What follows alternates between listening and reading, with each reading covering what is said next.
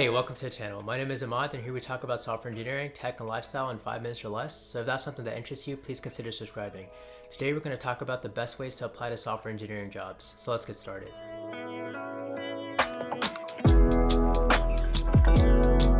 Applying to software engineering jobs can be very overwhelming. It's very frustrating to send off your application and never hear back or get the same automated rejection response a few days later.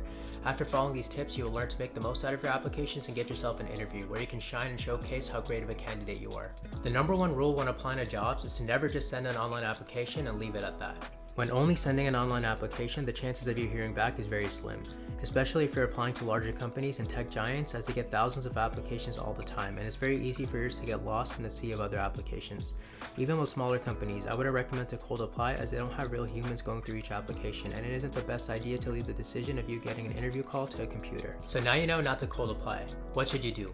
Well, your best bet to guarantee you an interview is to get a referral. There are two types of referrals, a cold referral and a warm referral. Warm referrals are recommended as they are a referral from someone you know personally or a friend of a friend. Then you have cold referrals. A cold referral is when you reach out to someone that you do not know personally. You should not feel bad doing this at all, as most companies give their employees a nice bonus if someone they referred gets hired. So you're basically making it easier for current employees to get a nice bonus. An example of a warm referral doesn't have to be via email or LinkedIn. Since you have some personal relationship with whoever you are reaching out to, a simple text or phone call will be just fine. What if you don't know anyone at the company? This is when you seek for cold referrals. You can easily find people at companies on LinkedIn. Simply search the company name and hit the people button, and LinkedIn will automatically showcase people with the same job title or experience as what you have on your profile. So in our case, that'll be software engineers. Never be afraid to ask people for a referral, as most companies offer employees a nice bonus if someone they refer gets hired. See it as them helping you and you also helping them in return. When reaching out, be sure to always be respectful, as you are reaching out to them for a favor. Here is an example of what a cold referral email can look like. You can easily get employee emails using websites like hunter.io or SalesQL. Guessing employee emails isn't that hard, so you can experiment with a few combinations, as there's only so many you can try. Some examples are firstname.lastname@companyname.com, firstname@companyname.com, you get the idea. You can also send cold referral messages on LinkedIn. Here is an example of what that may look like. Feel free to switch these messages or emails however you'd like. These are just some examples to give you an idea. While you're reaching out to people at the company you're applying to for referrals, you should also be reaching out to recruiters as well. The more people you reach out to at companies will only increase the chances of you getting an interview. Getting the attention of a recruiter allows you to put your application in front of an actual person's eyes, which is what we want. Recruiters have quotas you need to reach, so you reaching out to them is actually making their jobs easier, so never feel bad in doing so. Here is an example of a LinkedIn message you can send to a recruiter. The process in getting a recruiter's email works exactly like we mentioned earlier.